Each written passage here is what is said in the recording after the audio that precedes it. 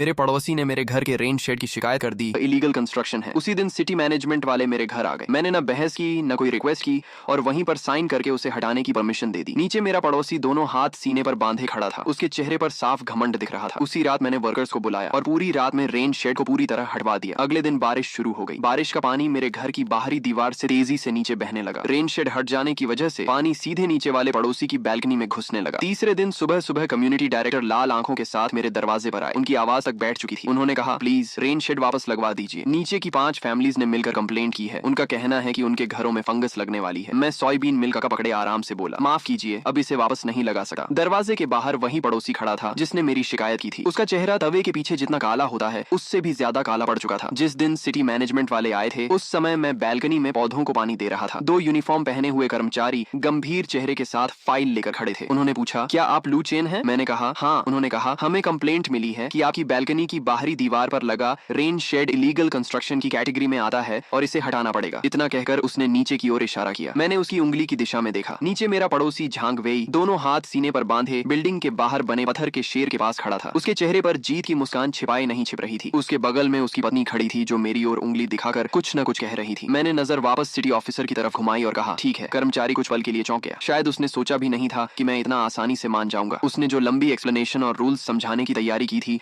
वह सब उसके गले में ही अटक गई। उसने पूछा, क्या कहा आपने? मैंने दोबारा कहा, मैं सहमत हूँ, डॉक्यूमेंट्स कहाँ हैं? मैं साइन कर देता हूँ। इस बार उसके पीछे खड़े युवा कर्मचारी भी हैरान रह गए। उन्होंने ऐसे बहुत से लोगों को देखा था जो इलीगल कंस्ट्रक्शन हटाने के नाम पर रोते चिल्लाते थे, लेकिन मेरी तरह सीधे मान जाने वाला शायद पहला इंसान था। टीम के लीडर ने जल्दी से फाइल से नोटिस निकाला और बोला, रूल्स के अनुसार आपको इसे खुद हटाने के लिए 3 दिन का समय दिया जाता है। अगर तय समय के भीतर नहीं हटाया गया तो हम फोर्सफुली इसे हटाएंगे। मैंने पेन लिया और नोटिस के नीचे अपना नाम लिख दिया। फिर बोला, 3 दिन की जरूरत नहीं है, मैं इसे आज रात ही हटा दूंगा। उसने कहा, सहयोग के लिए धन्यवाद। उनके जाने के बाद मैं वापस बैल्कनी में गया और अपनी ऑर्किड फ्लावर्स को पानी देने लगा। तभी नीचे से झांग वेई जोर से चिल्लाया, लू चेन, सुना ना? जल्दी से इसे हटाओ, पब्लिक रिसोर्सेज पर कब्जा मत करो। उसकी आवाज इतनी तेज थी कि आसपास टहल रहे कई बुजुर्ग भी हमारी तरफ देखने लगे। मैंने उसकी बात का कोई जवाब नहीं दिया। पौधों को पानी देने के बाद मैंने मोबाइल निकाला और सोसाइटी ओनर्स ग्रुप में जाकर ऑनेस्ट डेकोरेशन नाम के कॉन्टैक्ट को कॉल लगाया। हेलो, क्या आप मास्टर जो हैं? जी, बोल रहा हूँ। मैंने कहा, मैं बिल्डिंग 7 के फ्लैट 601 से लू चेन बोल रहा हूँ। मेरी बैल्कनी में एक रेन शेड है, उसे आज रात हटवाना है। क्या आप लोग वर्कर्स भेज सकते हैं? पैसे की चिंता मत कीजिए, मैं एक्स्ट्रा पेमेंट दूंगा। उसने तुरंत जवाब दिया, बिल्कुल कर सकते हैं। आज रात हमारे कुछ वर्कर्स खाली हैं, हम इसे पूरी तरह साफ करके हटाएंगे। कॉल खत्म करने के बाद मैं किचन में डिनर बनाने चला गया। झांग वेई का परिवार लगभग 6 महीने पहले ही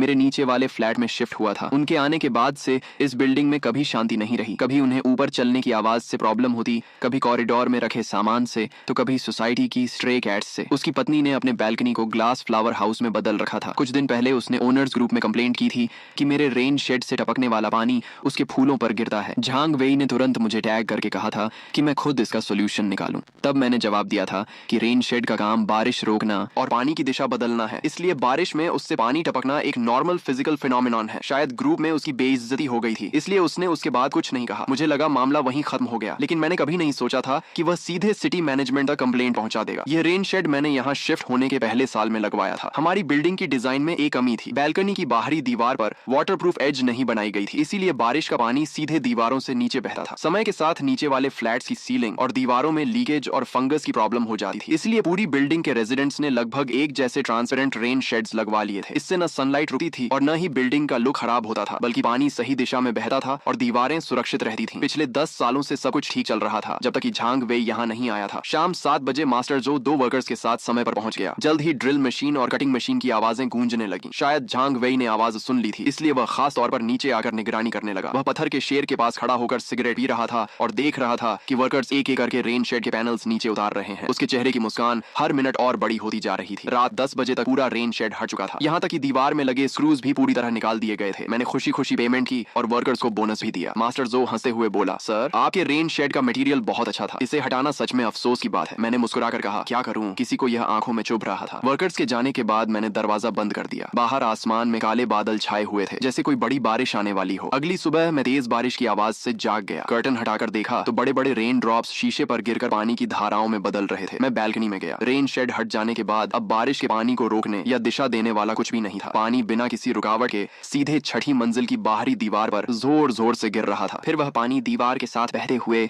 एक शानदार वाटर कर्टन बन गया और सीधा 5वीं मंजिल पर झांग वेई की बैल्कनी पर गिरने लगा। इस समय उसकी बैल्कनी ऊपर की दीवार दीवार से आने वाले पूरे पानी का भार झेल रही थी। उसका बड़ी मेहनत से बनाया गया सनलाइट फ्लावर हाउस अब मूसलाधार बारिश का सामना कर रहा था। मैं कॉफी का कप उठाकर बैल्कनी के दरवाजे के पास खड़ा हो गया और चुपचाप यह सब देखने लगा। तभी नीचे से आवाज आई, अरे भगवान, ये क्या हो गया? झांग वेई, जल्दी आओ, बैल्कनी में पानी भर गया। झांग वेई गुस्से में चिल्लाया, साला, ये पानी झरने की तरह नीचे कैसे गिर रहा है? लू चेन, क्या ये सब तुम्हारी चाल है? मैंने उसकी तरफ बिल्कुल ध्यान नहीं दिया। आराम से कॉफी खत्म की, कमरे में जाकर कपड़े बदले और ऑफिस जाने की तैयारी करने लगा। जैसे ही मैंने दरवाजा खोला, देखा कि झांग वेई बाहर खड़ा मेरा रास्ता रोके हुए है। उसके पीछे उसकी पत्नी मोबाइल लेकर मेरे घर के दरवाजे की लगातार वीडियो बना रही थी। क्या तुमने ये जानबूझकर किया है? उसने गुस्से में पूछा। मैंने शांत स्वर में कहा, मिस्टर झांग, जो कहना है सीधे कहो, हाथ मत लगाना। उसने कहा, ठीक है तो बताओ, मेरे घर की बैल्कनी में पानी भर गया है, क्या यह तुम्हारी वजह से हुआ? मैंने जवाब दिया, मेरे घर का रेन शेड इलीगल कंस्ट्रक्शन है, इसकी कंप्लेंट तुमने की थी। सिटी मैनेजमेंट ने उसे हटाने का ऑर्डर दिया और मैंने कानून का पालन करते हुए उसी रात उसे हटा दिया। अब बारिश हो रही है और पानी नीचे बह रहा है। यह एक नेचुरल फिनोमिनॉन है, इसमें मेरा क्या दोष है? मेरी बात सुनकर झांग वेई कुछ पल के लिए चुप हो गया, फिर बोला, तुम्हें पहले से पता था कि ऐसा होगा, तुमने जानबूझकर ऐसा किया है? मैंने कहा, मुझे सिर्फ इतना पता है कि मैंने अपने घर का इलीगल स्ट्रक्चर हटाया है, इससे तुम्हारा क्या नुकसान हुआ? वह चिल्लाया, मेरे फूल, मेरे सारे इंपोर्टेड म्यूजिकल इंस्ट्रूमेंट्स पानी में खराब हो गए। लू चेन, तुम्हें इसकी भरपाई करनी होगी। मैंने पूछा, कॉम्पेंसेशन किस आधार पर? क्या तुम्हारे पास कोई प्रूफ है कि तुम्हारे फूल मैंने खराब किए हैं? पानी का नीचे बहना ग्रेविटी लॉ है, इसके लिए तुम्हें न्यूटन को दोष देना चाहिए। झांग वेई गुस्से से कांप उठा, तुम बेकार की बहस कर रहे हो। मैंने कहा, कंप्लेंट पहले तुमने की थी, मैं तो सिर्फ कानून का पालन कर रहा हूँ। इतना कहकर मैंने अपना बैग उठाया और बाहर निकलने लगा। जरा रास्ता दो, मुझे ऑफिस जाना है। झांग वेई चिल्लाया, तुम कहीं नहीं जाओगे जब तक यह मामला साफ नहीं होता, तुम यहाँ से नहीं निकल सकते। मैंने कहा, तुम मेरी पर्सनल फ्रीडम रोक रहे हो, मैं अभी पुलिस को कॉल कर सकता हूँ। मैंने मोबाइल निकाला और उसकी तरफ कर दिया। जैसे ही उसने मेरी स्क्रीन पर 110 डायल स्क्रीन देखी, वह अनजाने में एक कदम पीछे हट गया, लेकिन उसकी पत्नी तुरंत आगे आकर उसके सामने खड़ी हो गई और मेरा रास्ता रोकते हुए बोली, पुलिस को कॉल करो। करो ना, अच्छा ही होगा, पुलिस आकर फैसला करेगी कि आखिर लोगों को इस तरह परेशान करने वाला कौन है। तभी सामने वाले घर का दरवाजा खुला और आंटी ली बाहर झांकने लगी। मेरे दरवाजे पर इतना हंगामा देखकर वह एक पल के लिए हैरान रह गई। झांग वेई की पत्नी को जैसे कोई सहारा मिल गया हो। वह तुरंत आंटी ली से रोते हुए बोली, बहन जी, आप ही फैसला कीजिए। इनके रेन शेड के हटे ही सारा बारिश का पानी हमारे घर में घुसने लगा। मेरे सारे फूल खराब हो गए और ये कोई जिम्मेदारी लेने को तैयार नहीं है। क्या यह जानबूझकर बदला लेना नहीं है? आंटी ली ने उसकी बात सुनकर कहा, जब यह रेन शेड लगा था तभी तो पानी रुकता था, तुम लोगों ने ही इसकी कंप्लेंट की थी, अब इसे हटा दिया गया है तो पानी नीचे ही आएगा ना। झांग वेई की पत्नी बोली, लेकिन सारा पानी हमारे घर में ही क्यों आए? आंटी ली ने जवाब दिया, तो फिर कहाँ जाएगा? आसमान में उड़ जाएगा क्या? यह सुनते ही झांग वेई के पास कोई जवाब नहीं बचा। मैं उनके पास से निकलकर लिफ्ट की तरफ चला गया। लिफ्ट का बटन दबाते समय मैंने देखा कि झांग वेई मेरी पीठ की तरफ उंगली दिखाकर अपनी पत्नी से कुछ कह रहा था। उसके चेहरे पर सिर्फ गुस्सा और नाराजगी थी। मुझे पता था कि यह मामला यहीं खत्म नहीं होगा, लेकिन मैंने यह नहीं सोचा था कि यह इतनी जल्दी और इतने अजीब तरीके से आगे बढ़ेगा। लगातार पूरे दिन बारिश होती रही। शाम को जब मैं ऑफिस से वापस सोसाइटी पहुंचा तो देखा कि बिल्डिंग के नीचे लोगों की भीड़ लगी हुई है। कम्युनिटी डायरेक्टर वांग भी वहां मौजूद थे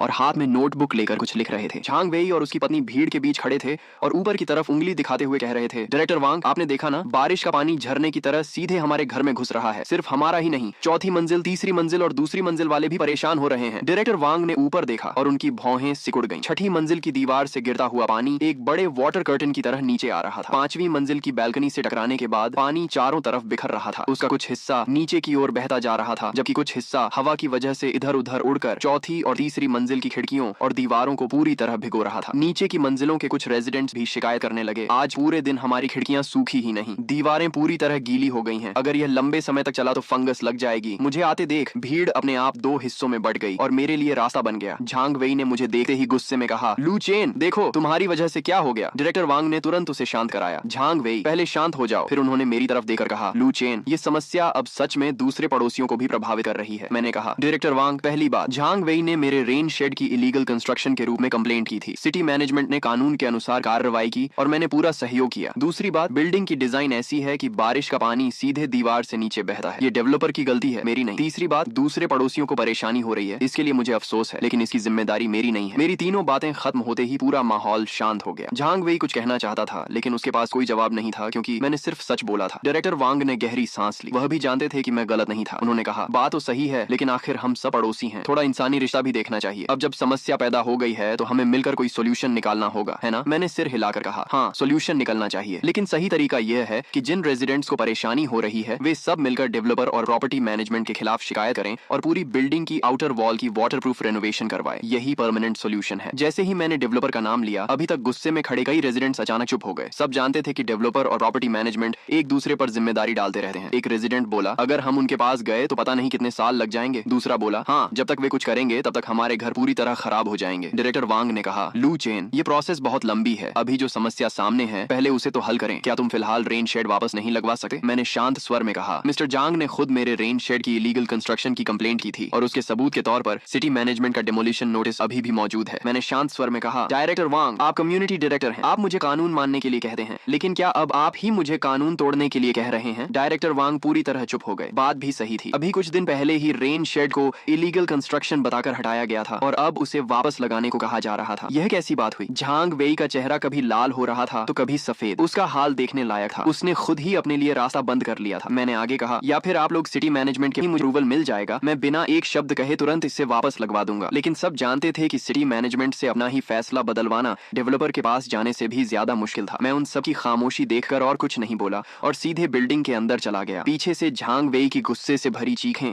और बाकी पड़ोसियों की नई शिकायतें सुनाई देती रहीं। उसी रात झांग वेई की अगुवाई में दूसरी, तीसरी, चौथी और पांचवी मंजिल के कुल 5 फैमिलीज की जॉइंट कंप्लेंट लेटर बिल्डिंग के नोटिस बोर्ड पर चिपका दी गई। उस कंप्लेंट लेटर में बड़े भावुक शब्दों में लिखा गया था कि फ्लैट 601 के मालिक लू चेन द्वारा रेन शेड हटाने की वजह से नीचे रहने वाले कई फैमिलीज वाटर डैमेज का शिकार हो गए हैं, दीवारें गीली हो गई हैं, प्रॉपर्टी को नुकसान पहुंचा है और कम्युनिटी तथा प्रॉपर्टी मैनेजमेंट से मांग की गई थी कि वे हस्तक्षेप करके लू चेन को पुरानी स्थिति बहाल करने का आदेश दें। झांग वेई ने खुद जिस आग को जलाया था, अब वही आग उसके और बाकी लोगों के घर तक पहुंच चुकी थी और मैं तो बस एक कानून का पालन करने वाला अच्छा नागरिक था। यह ड्रामा अब और भी दिलचस्प होता जा रहा था। उसी रात झांग वेई की अगुवाई में दूसरी, तीसरी, चौथी और पांचवी मंजिल के कुल 5 फैमिलीज की जॉइंट कंप्लेंट लेटर बिल्डिंग के नोटिस बोर्ड पर चिपका दी गई। कंप्लेंट लेटर में विस्तार से लिखा गया था कि फ्लैट 601 के मालिक लू चेन द्वारा रेन शेड हटाने के कारण नीचे रहने वाले रेजिडेंट्स को वाटर डैमेज, दीवारों में नमी और प्रॉपर्टी लॉस का सामना करना पड़ रहा है। साथ ही कम्युनिटी और प्रॉपर्टी मैनेजमेंट से मांग की गई कि लू चेन को रेन शेड दोबारा लगाने और स्थिति पहले जैसी करने का आदेश दिया जाए। झांग वेई ने खुद जिस आग को भड़काया था, अब वह उसी के सिर पर आ गिरी थी और मैं अब भी सिर्फ एक कानून मानने वाला नागरिक था। ये पूरा मामला पहले से कहीं ज्यादा मजेदार हो चुका था। जॉइंट कंप्लेंट लेटर की घटना शांत तालाब में फेंके गए पत्थर की तरह साबित हुई और पूरे सोसाइटी में हलचल मच गई। किसी ने उस लेटर की फोटो लेकर ओनर्स ग्रुप में भेज दी। फोटो ग्रुप में आते ही पूरा ग्रुप हंगामे से भर गया। एक रेजिडेंट ने लिखा, पहले खुद कंप्लेंट की, अब मिलकर वापस लगवाने की मांग कर रहे हैं, ये कैसा लॉजिक है? दूसरे ने लिखा, झांग वेई ने सच में अपने ही पैर पर कुल्हाड़ी मार ली। तीसरे ने कहा, मुझे तो नीचे रहने वाले फैमिलीज पर तरस आ रहा है, झांग वेई जैसा टीम मेट मिला है तो नुकसान तो होना ही था। एक और रेजिडेंट बोला, सच कहूं तो लू चेन ने कुछ भी गलत नहीं किया, तुमने उसके रेन शेड की कंप्लेंट की, उसने उसे हटा दिया, सब कुछ पूरी तरह लीगल है। अब प्रॉब्लम पैदा हो गई तो उसकी जिम्मेदारी उस पर क्यों डाली जा रही है? एक और मैसेज आया, मैं लू चेन का सपोर्ट करता हूँ, ऐसे सेल्फिश नेबर्स को इसी तरह सबक मिलना चाहिए। ग्रुप में लगभग हर कोई मेरी तरफ था। झांग वेई और उसकी पत्नी बार बार अपनी सफाई देने की कोशिश कर रहे थे। उनका कहना था कि उन्होंने सिर्फ सोसाइटी के रूल्स और ऑर्डर को बनाए रखने के लिए कंप्लेंट की थी, उन्हें अंदाजा नहीं था कि मामला इतना बड़ा हो जाएगा। लेकिन कोई भी उनकी बात मानने को तैयार नहीं था। ग्रुप में तुरंत जवाब आया, जब कंप्लेंट की थी तभी उसके कॉन्सिक्वेंसेज के बारे में सोचना चाहिए था। किसी ने लिखा, तुम दोनों एडल्ट हो, अपने एक्शंस की रिस्पॉन्सिबिलिटी खुद लो। एक और रेजिडेंट ने लिखा, बहाने बनाना बंद करो। सबकी आंखें खुली हुई हैं, असली वजह सिर्फ इतनी थी कि रेन शेड से गिरने वाला पानी तुम्हारे फूलों पर पड़ रहा था। फिर किसी ने लिखा, इतने सेल्फिश होने के बाद भी खुद को अच्छा इंसान साबित करने की कोशिश कर रहे हो। कुछ ही देर में झांग वेई और उसकी पत्नी को ग्रुप में इतनी आलोचना झेलनी पड़ी कि वे पूरी तरह चुप हो गए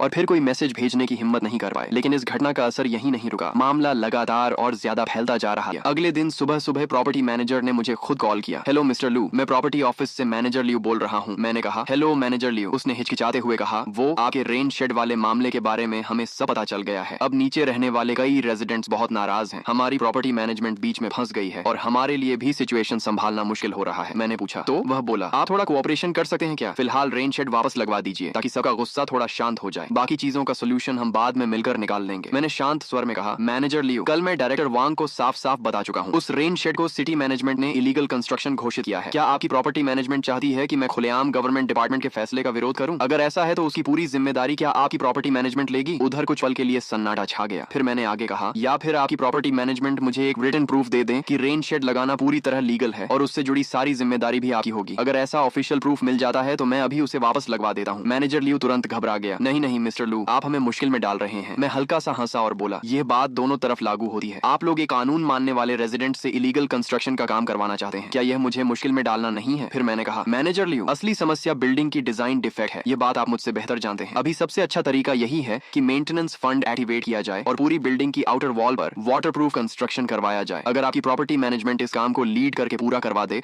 तो मुझे लगता है कि पूरी सोसाइटी आपको धन्यवाद देगी। इतना कहकर मैंने कॉल काट दिया। मुझे पता था कि मेंटेनेंस फंड शुरू करना आसान काम नहीं है, प्रोसेस लंबा और जटिल था और प्रॉपर्टी मैनेजमेंट शायद ही इस झंझट झंझट में पड़ना चाहती। मैंने बस एक बार फिर गेंद उनके पाले में डाल दी थी। दोपहर तक बारिश लगातार जारी रही। ऐसा लग रहा था जैसे उसका रुकने का कोई इरादा ही नहीं है। मैं उस दिन थोड़ा जल्दी ऑफिस से लौट आया। बिल्डिंग के नीचे पहुंचते ही मैंने एक मजेदार सीन देखा। झांग वेई की बैल्कनी में उसकी पत्नी एक बहुत बड़ा प्लास्टिक टब पकड़े हुए थी और बड़ी मुश्किल से उसमें भरा पानी बाहर फेंक रही थी। दूसरी तरफ झांग वेई सीढ़ी पर चढ़ा हुआ था। उसके हाथ में एक विशाल प्लास्टिक शीट और टेप थी। ऐसा लग रहा था कि वह अपनी बैल्कनी के ऊपर यानी मेरे बैल्कनी फ्लोर के ठीक नीचे खुद ही एक टेम्पररी शेड बनाने की कोशिश कर रहा है। लेकिन लगातार गिरती बारिश उसकी सारी मेहनत पर पानी फेर रही थी। उसका पूरा शरीर भीग चुका था। सीढ़ी बार बार हिल रही थी। टेप गीली दीवार पर चिपक ही नहीं रही थी। तभी हवा का एक तेज झोंका आया और प्लास्टिक शीट उड़कर सीधे उसके चेहरे पर चिपक गई। उसका हाल बेहद दयनीय और हास्यास्पद लग रहा था। नीचे कुछ पड़ोसी तमाशा देख रहे थे और आपस में फुसफुसा रहे थे। इससे क्या फायदा होगा? यह सिर्फ टेम्पररी फिक्स है। असली समस्या तो वहीं की वहीं है। जो बोओगे वहीं काटोगे। पहले सोचना चाहिए था। अब पछताने से क्या फायदा? कुछ लोग तो उसकी हालत देखकर हंसी भी नहीं रोक पा रहे थे। मैं बिना रुके सीधे बिल्डिंग के अंदर चला गया। जैसे ही मैंने अपने घर का दरवाजा खोला, एक तेज सी सीलन और फंगस की बदबू मेरे चेहरे से टकराई। मैंने भौहें सिकोड़ ली और बैल्कनी की तरफ गया। यह बदबू नीचे से ऊपर आ रही थी। लगातार बारिश और जमा हुए पानी ने नीचे कुछ चीजों को सड़ाना शुरू कर दिया था। इस पुरानी बिल्डिंग का ड्रेनेज सिस्टम इतनी बड़ी आर्टिफिशियल वाटरफॉल को झेलने के लिए बना ही नहीं था। मैं खिड़की के बाहर लगातार बरसी बारिश को देखता रहा और मुझे महसूस हुआ कि इस पूरे ड्रामा का क्लाइमैक्स अब दूर नहीं। जिसने मेरी कंप्लेंट की थी, बहुत जल्द वही इंसान मेरे सामने आकर रिक्वेस्ट करने वाला था। तीसरे दिन सुबह आखिरकार बारिश रुक गई, लेकिन लगातार 2 दिनों तक हुई वाटर डैमेज का असर अब साफ दिखाई देने लगा था। मैं सुबह की रनिंग के लिए घर से निकलने ही वाला था कि दरवाजा खोलते ही सामने का नजारा देखकर रुक गया। कम्युनिटी डायरेक्टर वांग मेरे दरवाजे के बाहर खड़े थे। उनकी आंखें लाल थीं, चेहरा थका हुआ था और ऐसा लग रहा था नीचे रहने वाले 5 फैमिलीज के रिप्रेजेंटेटिव्स भी खड़े थे, जिनमें झांग वेई भी शामिल था। सभी के चेहरे बेहद खराब दिख रहे थे, खासकर झांग वेई। 2 दिन पहले तक उसका घमंडी और अकड़ वाला रवैया पूरी तरह गायब हो चुका था। अब उसका सिर झुका हुआ था। चेहरा तवे के पीछे जितना काला होता है, उससे भी ज्यादा काला पड़ चुका था और उसकी नजरें बार बार इधर उधर घूम रही थीं। वह मेरी आंखों में देखने की हिम्मत तक नहीं कर पा रहा था। मैंने हैरानी से पूछा, डायरेक्टर वांग, आप लोग यहाँ? मुझे देखते ही डायरेक्टर वांग ऐसे लगे जैसे किसी डूबते हुए आदमी को सहारा मिल गया हो। उनकी आवाज बैठ चुकी थी और बोलते समय ऐसा लग रहा था जैसे रो पड़ेंगे। उन्होंने कहा, लू चेन, प्लीज इस बार हमारी मदद कर दो, बहुत बड़ी प्रॉब्लम हो गई है। मैंने पूछा, क्या हुआ? उन्होंने तुरंत कहा, 5वीं मंजिल पर रहने वाले शाओ तांग के घर की बैल्कनी की सीलिंग में बड़े पैमाने पर फंगस लग गई है। दीवारों की प्लास्टर लेयर तक झड़ने लगी है। उसके घर की वुडन फ्लोरिंग पूरी तरह पानी सोकर टेढ़ी मेढ़ी हो गई है। चौथी और तीसरी मंजिल की बैल्कनी में भी लीकेज शुरू हो गई है दीवारों पर। और भी ज्यादा गंभीर बात यह थी कि पानी दीवार की दरारों से होते हुए बेडरूम तक पहुंच गया था। नए खरीदे गए मैट्रेस पूरी तरह खराब हो चुके थे। डायरेक्टर वांग जितना बोल रहे थे, उतना ही ज्यादा एक्साइटेड होते जा रहे थे। उन्होंने अपने पीछे खड़े लोगों की तरफ इशारा करते हुए कहा, इन लोगों ने पूरी रात कम्युनिटी ऑफिस में हंगामा किया। मैं पूरी रात सो भी नहीं पाया। उनकी बात सुनकर मेरे मन में जरा भी हलचल नहीं हुई, बल्कि मुझे थोड़ा हंसने का मन हुआ। मेरी नजर डायरेक्टर वांग को पार करते हुए सीधे झांग वेई पर जाकर रुकी। उसने मेरी नजर महसूस की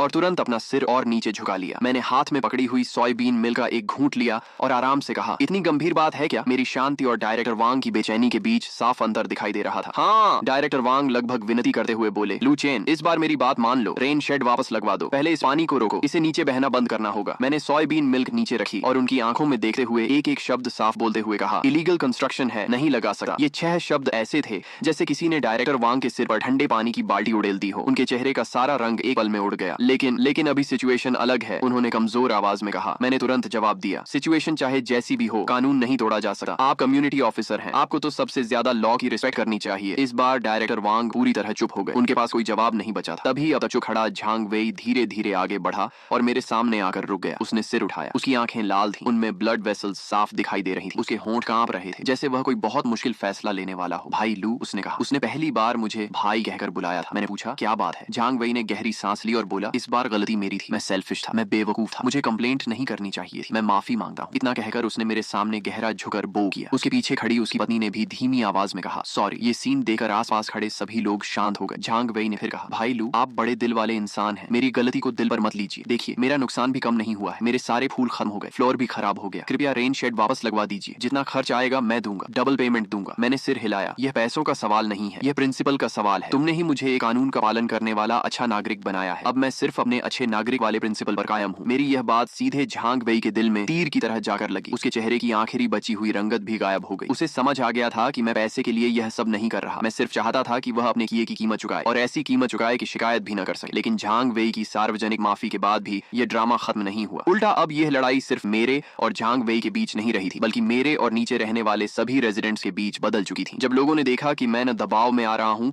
और न रिक्वेस्ट में, तो डायरेक्टर वांग और ज्यादा परेशान हो गए। पीछे खड़े कुछ रेजिडेंट्स भी खुद को रोक नहीं पाए। एक रेजिडेंट बोला, मिस्टर लू, बात ऐसे नहीं होती। अब नुकसान सिर्फ 5वीं मंजिल वाले को नहीं हुआ है, हम सबको नुकसान हो रहा है। सिर्फ इसलिए कि आपका 5वीं मंजिल वाले से झगड़ा है, आप हम सबको भी परेशान नहीं कर सकते। दूसरा बोला, हाँ, हमने तो आपका कुछ बिगाड़ा भी नहीं। मैंने शांत स्वर में जवाब दिया, जब झांग वेई ओनर्स ग्रुप में चिल्ला चिल्ला कर मेरी कंप्लेंट करने की बात कर रहा था, तब तुम में से कोई भी मेरे लिए एक शब्द बोलने नहीं आया था। अब जब आग खुद के घर तक पहुंच गई है, तब दर्द महसूस हो रहा है। मैं आगे बोला, हम सब एक ही बिल्डिंग में रहते हैं, हर कोई जानता है कि वह रेन शेड किस काम के लिए लगाया गया था। तुम लोगों को सच्चाई पहले से पता थी। अब जब तमाशा तुम्हारे अपने घर तक पहुंच गया है तो कैसा लग रहा है? माहौल अचानक बहुत असहज हो गया। डायरेक्टर वांग ने जल्दी से बीच बचाव करने की कोशिश की। लू चेन, गुस्सा मत करो, सब लोग परेशान हैं। देखो, ऐसा करते हैं, कम्युनिटी ऑफिस इस मामले की जिम्मेदारी लेता है। तुम पहले रेन शेड वापस लगवा दो। अगर सिटी मैनेजमेंट पूछेगा तो हम कह देंगे कि ये इमरजेंसी मेजर था, उसकी एक्सप्लेनेशन हम देंगे। अब तो मान जाओ। ये सुनकर मुझे महसूस हुआ कि उन्होंने मुझे पीछे हटने का एक रास्ता दिया है, लेकिन मैं पीछे क्यों हटा? ड्रामा अभी आधा ही हुआ था। मैंने मुस्कुराकर कहा, डायरेक्टर वांग, आपकी भावना की मैं रिस्पेक्ट करता हूँ, लेकिन डेमोलिशन नोटिस अभी भी मौजूद है। सिटी मैनेजमेंट के रिकॉर्ड्स में भी इसकी एंट्री होगी। अगर आपकी कम्युनिटी ऑफिस एक्सप्लेनेशन देने जाएगी तो किस आधार पर देगी? ये कहकर कि अचानक बारिश ज्यादा हो गई थी। अगर सिटी मैनेजमेंट वेरिफिकेशन के लिए मुझे कॉल कर दे तो मैं क्या कहूंगा? यह कि मैंने खुद रेन शेड लगाया, या यह कि कम्युनिटी ऑफिस ने मुझे मजबूर किया? अगर सिटी मैनेजमेंट इसे दोबारा इलीगल कंस्ट्रक्शन मानकर फाइन लगा दे तो वह फाइन कौन देगा, मैं या कम्युनिटी ऑफिस? मेरे लगातार पूछे गए इन सवालों ने डायरेक्टर वांग को फिर से चुप कर दिया। वह जानते थे कि इस मामले का कोई आसान सोल्यूशन नहीं था। कम्युनिटी ऑफिस के पास न लॉ एनफोर्समेंट पावर थी और न ही किसी दूसरे गवर्नमेंट डिपार्टमेंट के फैसले को बदलने का अधिकार। तभी तीसरी मंजिल वाली आंटी अचानक फट पड़ी। उन्होंने उंगली दिखाकर कहा, यह भी नहीं चलेगा, वह भी नहीं चलेगा। आखिर तुम चाहते क्या हो? क्या तुम सच में चाहते हो कि हम सबके घर फंगस से भर जाएं? फिर गुस्से में बोली, तुम बहुत बुरे इंसान हो। मैंने ठंडे स्वर में कहा, अपनी भाषा का ध्यान रखिए। शुरू से लेकर अब तक मैंने कोई गलती नहीं की। मैंने रूल्स फॉलो किए और इलीगल कंस्ट्रक्शन हटाया। अब बिल्डिंग डिजाइन डिफेक्ट की वजह से आपको नुकसान हो रहा है और आप उसकी सारी जिम्मेदारी एक कानून मानने वाले नागरिक पर डालना चाहते हैं। बताइए, गलत कौन है? मेरी बात सुनकर वह आंटी एक कदम पीछे हट गईं। उनके पास जवाब नहीं था, लेकिन वह फिर भी बड़बड़ाती रहीं। तभी दूसरी मंजिल के एक रेजिडेंट ने चश्मा ठीक करते हुए कहा, मिस्टर लू, हम लॉजिक की बात करते हैं। अगर हम डेवलपर के खिलाफ लीगल प्रोसेस शुरू करते हैं तो बहुत समय लगेगा। आपको रेन शेड वापस लगाने में कंसर्न है, तो क्या कोई तीसरा रास्ता नहीं है? मैंने उसे देखा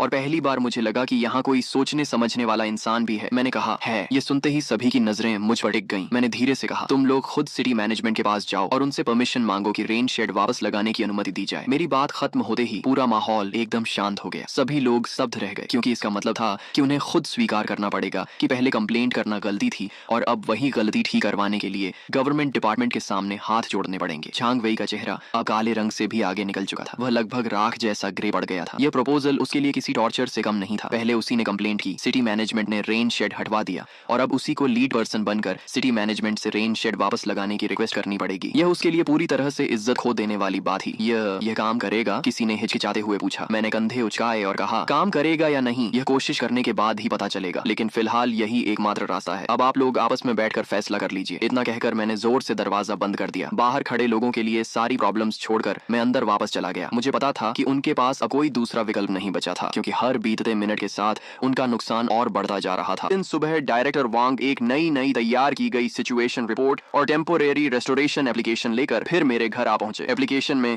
बिल्डिंग डिजाइन डिफेक्ट, बारिश का पानी अंदर घुसने की समस्या और नीचे रहने वाली 5 फैमिलीज के नुकसान का पूरा विवरण लिखा हुआ था। शब्दों में सच्ची विनती झलक रही थी। साथ ही सबसे नीचे 5 हाउस ओनर्स के साइन और लाल रंग के फिंगरप्रिंट्स लगे हुए थे। उनमें सबसे ऊपर झांग वेई का नाम साफ दिखाई दे रहा था। डायरेक्टर वांग ने उम्मीद भरी नजर से मुझे देखते हुए कहा, लू चेन, जरा देखो, अब ये ठीक रंग के फिंगरप्रिंट्स लगे हुए थे। उनमें सबसे ऊपर झांग वेई का नाम साफ दिखाई दे रहा था। डायरेक्टर वांग ने उम्मीद भरी नजर से मुझे देखते हुए कहा, लू चेन, जरा देखो, अब ये ठीक है ना? मैंने एप्लीकेशन ली और ध्यान से पढ़ी। सच कहूं तो इसे काफी अच्छी तरह लिखा गया था। पूरे डॉक्यूमेंट में उन्होंने खुद को बिल्डिंग डिजाइन डिफेक्ट का विक्टिम बताया था और रेन शेड लगाने को एकमात्र इमरजेंसी सेल्फ रेस्क्यू मेजर घोषित किया था। पूरा पढ़ने के बाद मैंने सिर हिलाया और कहा, ठीक है, लेकिन यह एप्लीकेशन आप लोगों को और खास तौर पर मिस्टर झांग वेई को खुद सिटी मैनेजमेंट डिपार्टमेंट में जाकर जमा करनी होगी। डायरेक्टर वांग कुछ पल के लिए चुप रह गए। मैंने आगे कहा, जिसने गांठ बांधी है वही उसे खोलेगा। कंप्लेंट किसने की थी? झांग वेई ने, इसलिए एप्लीकेशन भी वही देगा। तभी आपकी सिंसियरिटी दिखाई देगी और सिटी मैनेजमेंट वालों को भी पूरी घटना शुरू से अंत तक समझ में आएगी। फिर मैंने साफ कहा, अगर आप लोग खुद जाकर ये एप्लीकेशन नहीं देंगे तो इसका कोई मतलब नहीं है। डायरेक्टर वांग ने गहरी सांस ली और कहा, ठीक है, हम जाएंगे, अभी चलते हैं। झांग वेई, तुम्हें भी चलना होगा। झांग वेई ने सिर झुका लिया। वह बिल्कुल ऐसे लग रहा था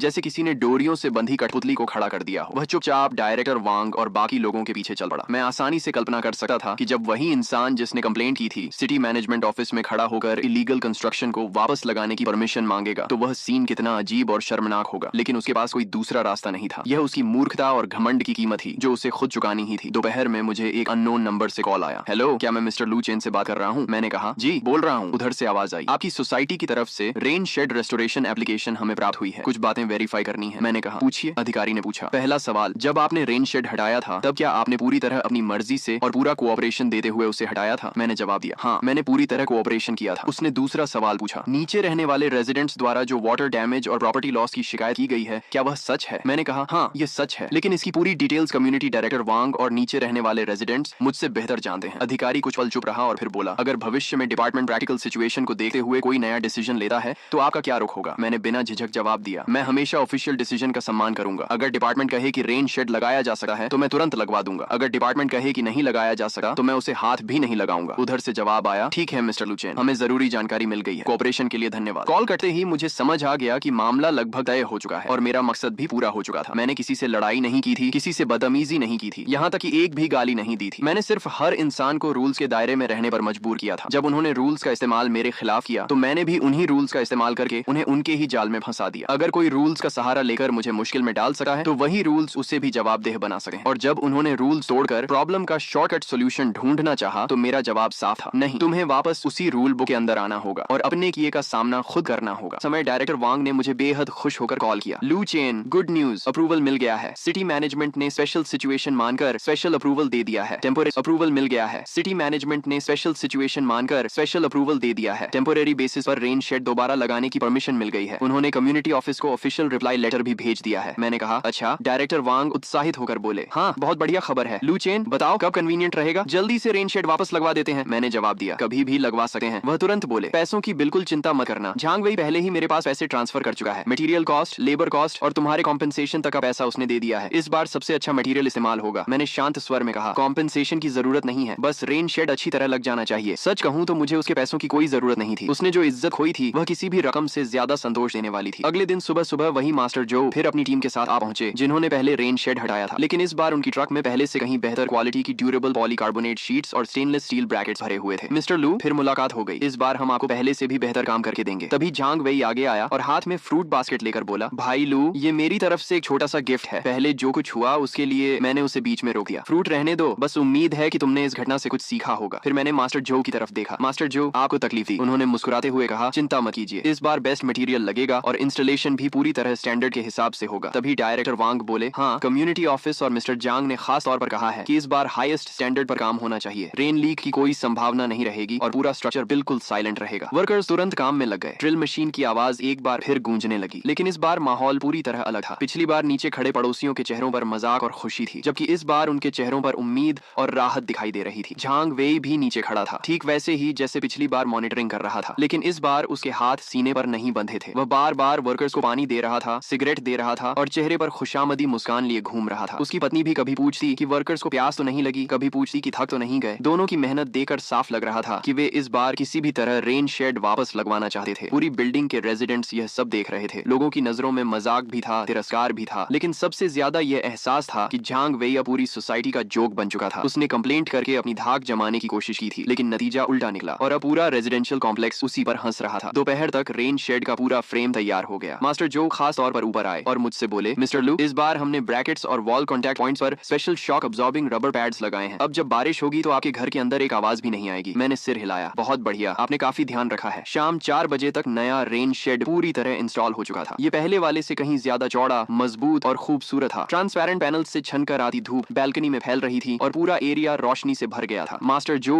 और उनकी टीम ने कंस्ट्रक्शन वेस्ट का एक एक टुकड़ा साफ कर दिया। उसके बाद डायरेक्टर वांग और जांग वेई ऊपर आकर फाइनल इंस्पेक्शन करने लगे। डायरेक्टर वांग ने चारों तरफ देखकर कहा, शानदार, सच में बहुत शानदार। जांग वेई ने सावधानी से पूछा, भाई लू, अब आप संतुष्ट हैं? मैंने बैल्कनी की तरफ नजर डाली और कहा, हाँ ठीक है। वह कुछ झिझका, फिर बोला, तो पहले जो नुकसान हुआ था, मैंने सीधे जवाब दिया, वह तुम्हारे और डेवलपर के बीच का मामला है, उसका मुझसे कोई संबंध नहीं है। जांग वेई का चेहरा एक पल के लिए जम गया, लेकिन उसने तुरंत सिर हिलाया। हाँ हाँ, आप सही कह रहे हैं। अब उसमें एक शब्द भी बहस करने हिम्मत नहीं बची थी। एक रेन शेड से शुरू हुई यह पूरी जंग आखिरकार यहीं आकर खत्म हुई और मैं जीता था। साफ सुथरे तरीके से जीता था, लॉजिक और रूल्स के साथ जीता था। मैंने किसी को भी मेरे खिलाफ एक भी बहाना पकड़ने का मौका नहीं दिया। मैंने बस उन्हें यह सिखाया कि रिस्पेक्ट क्या होती है और रूल्स का मतलब क्या होता है। सभी लोगों के जाने के बाद मैं नए रेन शेड के नीचे खड़ा होकर नीचे झांग वेई की बैल्कनी की बर्बाद हालत को देख रहा था। मैं जानता था, मुझे पता था कि आज के बाद मेरे आसपास काफी शांति रहने वाली है। रेन शेड दोबारा लगने के तीसरे दिन प्रॉपर्टी मैनेजर लियू ने मुझे फिर कॉल किया। इस बार उसकी आवाज पहले से भी ज्यादा विनम्र थी, शामत भी झलक रही थी। मिस्टर लू, क्या आप घर पर हैं? बिल्डिंग रिपेयर प्रोजेक्ट के बारे में एक नई प्रोग्रेस हुई है। मैंने कहा ठीक है बताइए। वह उत्साह से बोला, आपने जो सजेशन दिया था वह बिल्कुल सही था। प्रॉब्लम की जड़ सचमुच बिल्डिंग डिजाइन में ही थी। कम्युनिटी ऑफिस और प्रॉपर्टी मैनेजमेंट की जॉइंट मीटिंग के बाद और अधिकांश रेजिडेंट्स की राय लेने के बाद हमने officially major repair fund activate करने का फैसला किया है। बिल्डिंग नंबर 7 की पूरी आउटर वॉल पर कॉम्प्रिहेंसिव वाटर प्रूफिंग और ड्रेनेज सिस्टम रेनोवेशन किया जाएगा। ये खबर सच में मेरी उम्मीद से बाहर थी। मुझे लगा था कि प्रॉपर्टी मैनेजमेंट हमेशा की तरह जिम्मेदारी डालती रहेगी, लेकिन उन्होंने इतनी जल्दी फैसला कर लिया। मैंने कहा इतनी जल्दी? मैनेजर लियू हंस पड़ा। जल्दी कहां हुई, इस बार आपके रेन शेड वाले मामले का इम्पैक्ट बहुत बड़ा हो गया। अब सिर्फ आपकी बिल्डिंग के रेजिडेंट्स ही नहीं, दूसरी बिल्डिंग्स के रेजिडेंट्स भी चिंता करने लगे हैं। सब लोग हमसे हिडन रिस्क चेक करने की मांग कर रहे हैं। हम पर भी बहुत प्रेशर है, इसीलिए हमने सोचा कि प्रॉब्लम्स एक एक करके सामने आने का इंतजार करने से बेहतर है कि सब कुछ एक साथ सॉल्व कर दिया जाए। मैंने पूछा तो मुझे क्या करना होगा? उसने कहा प्रोसीजर के मुताबिक मेजर रिपेयर फंड शुरू करने के लिए 2/3 से ज्यादा ओनर्स के साइन चाहिए। कल नीचे सिग्नेचर कैंपेन होगा, उम्मीद है आप भी आकर सपोर्ट करेंगे। मैंने बिना सोचे कहा कोई प्रॉब्लम नहीं, आखिर ये सिर्फ मेरे लिए नहीं पूरी बिल्डिंग के लिए अच्छी बात ही। अगले दिन जब मैं साइन करने नीचे गया तो नोटिस बोर्ड के सामने लोगों की भीड़ लगी हुई थी। सिर्फ हमारी बिल्डिंग के लोग ही नहीं, दूसरी बिल्डिंग्स के रेजिडेंट्स भी खबर सुनकर आ गए थे। प्रॉपर्टी मैनेजमेंट और कम्युनिटी ऑफिस के स्टाफ फॉर्म्स बांट रहे थे और प्रोजेक्ट की डिटेल्स समझा रहे थे। मैंने झांग वेई और उसकी पत्नी को देखा, दोनों सबसे पहले साइन करने वालों में थे। मुझे देखते ही झांग वेई भीड़ से निकलकर मेरे पास आया। भाई लू आप भी आ गए। उसका रवैया अब डर से बदलकर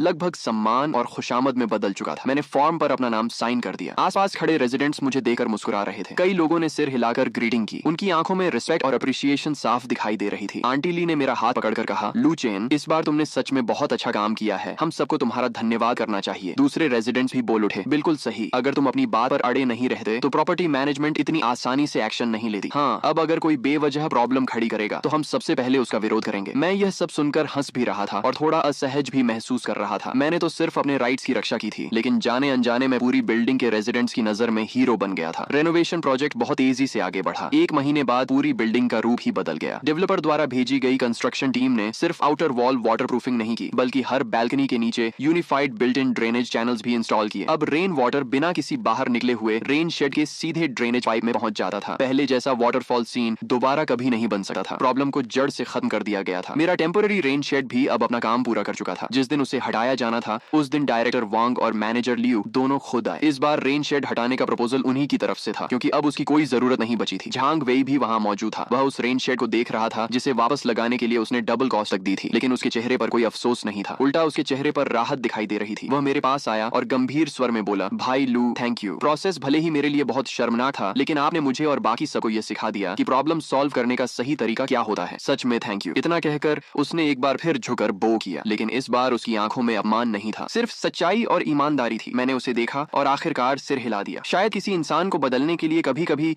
सिर्फ एक गहरा सबक ही काफी होता है। रेन शेड हट गया, बिल्डिंग रिपेयर भी पूरी हो गई और लाइफ फिर से सामान्य हो गई, लेकिन रेन शेड वॉर की गूंज अभी भी बिल्डिंग के हर रेजिडेंट पर असर डाल रही थी। सबसे बड़ा बदलाव नेबर रिलेशंस में आया था। पहले इस बिल्डिंग के लोग सिर्फ मिलने पर सिर हिला देते थे, बस इतना ही। हर कोई अपने काम से काम रखता था, लेकिन इस पूरे इंसिडेंट के बाद सभी के बीच की दूरी अचानक कम हो गई। ओनर्स ग्रुप में अब शिकायतें और झगड़े कम हो गए थे। उनकी जगह डेली लाइफ और सोसाइटी इंप्रूवमेंट पर डिस्कशंस होने लगे थे। रेजिडेंट्स खुद प्रॉपर्टी मैनेजमेंट की निगरानी करने लगे, बिल्डिंग की क्लीनलीनेस का ध्यान रखने लगे, यहाँ तक कि सबने मिलकर नीचे रहने वाली स्ट्रे कैट्स के लिए एक शेल्टर भी बनवा दिया। और मैं जाने कब इस बिल्डिंग का अनऑफिशियल ओपिनियन लीडर बन गया था। किसी के घर का बल्ब खराब हो जाए और उसे सही मॉडल समझ न आए तो ग्रुप में मुझे टैग किया जाता। पार्किंग स्पेस की समस्या हो तो लोग कहते कि मैं प्रॉपर्टी मैनेजमेंट से बात करूं। यहाँ तक कि आंटी ली का बेटा पोस्ट ग्रेजुएट एंट्रेंस एग्जाम की तैयारी कर रहा था और वह मुझसे पूछने आई कि कौन सा यूनिवर्सिटी मेजर बेहतर रहेगा। ये सब मुझे कभी कभी मजेदार लगता था, लेकिन जहाँ तक हो सकता था मैं सबकी मदद करता था। लोगों का ट्रस्ट और डिपेंडेंस महसूस करना बुरा नहीं था। झांग वेई का परिवार भी बदल गया था। उसकी पत्नी अब ग्रुप में अपने महंगे प्लांट्स दिखाकर शेख ही नहीं बघारती थी। उसकी जगह वह होम क्लीनिंग टिप्स और practical house hold advice share करती थी। झांग वेई खुद तो जैसे पूरी तरह बदल गया था। पहले कॉरिडोर में मिलते समय वह सिर ऊंचा करके निकल जाता था, अब वह दूर से ही मुस्कुराकर ग्रीटिंग करता था। कई बार जब मैं सामान लेकर ऊपर जा रहा होता तो वह खुद आगे बढ़कर मदद कर देता। मैंने कभी उसे रोका नहीं। मुझे पता था कि यह उसका अपॉलॉजी व्यक्त करने और रिलेशनशिप सुधारने का तरीका था। एक वीकेंड की दोपहर मेरे घर की डोर बेल बजी। मैंने दरवाजा खोला तो सामने झांग वेई का 7-8 साल का बेटा खड़ा था। उसके हाथ में एक छोटा सा सक्यूलेंट प्लांट था। वह थोड़ी झिझक के साथ मेरी तरफ देख रहा था। उसकी आंखें बेहद साफ और मासूम थीं। मैंने उस छोटे से प्यारे सक्यूलेंट प्लांट को देखा, कुछ सेकंड चुप रहा, फिर उसे अपने हाथों में ले लिया। मैंने वह प्लांट बैल्कनी की खिड़की के पास रख दिया। धूप में उसकी हरी भरी पत्तियां चमक रही थीं और उनमें जीवन से भरी ऊर्जा दिखाई दे रही थी। शायद इंसान पूरी तरह अच्छा या बुरा नहीं होता। बहुत